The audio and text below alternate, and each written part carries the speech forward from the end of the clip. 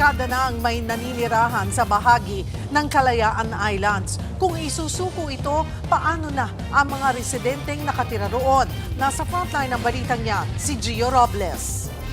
Higit 400 ang residente sa Pag-asa Island sa Palawan na sakop ng Kalayaan Island Group. Halos 80 ang estudyante sa Pag-asa Integrated School. Kapos ang paaralan sa mga gamit.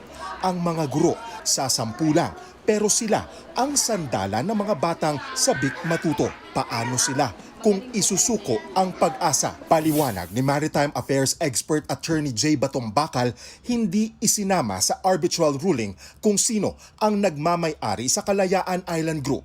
Pero tayo ang unang umuko pa sa lugar. Basically, tayo po ang tumao dyan at kapag-establish na ng functioning na local government doon sa area at ginawa natin siyang parte ng Palawan. No? So, makatotohanan po yun. Walang ibang nakagawa nun. No? And in fact, lahat ng ibang claimant nahuli na no? Sa paggawa nun. Ayon kay Batong Bakal, July 1971 pa tayo nagkaroon ng soberanya sa Kalayaan. Yung po kasi ang posisyon ng ating pamahalaan noon pa ay yung mga isla na yan ay naging terra nullius. No? Ibig sabihin open for occupation and acquisition ng ibang bansa. No? At dahil terra nullius yung status ng mga isla, kung sino paglagay ng tao dyan, sa kanya mapupunta yon. Dahil tayo ngayong nauna, isa atin yan.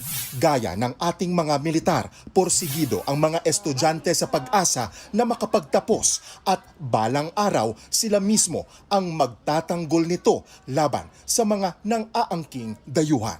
Pero wag naman sanang humantong na pati sarili nating kababayan hindi natin kasangga sa pagtatanggol. Sa Pag-asa, nagbabalita mula sa Frontline. Gio Robles, News 5. Mga kapatid, Cheryl Cosing po. Maging maalam at may pakialam sa mga napapanahong issue at headlines. Mag-follow at mag-subscribe na sa social media pages ng News 5.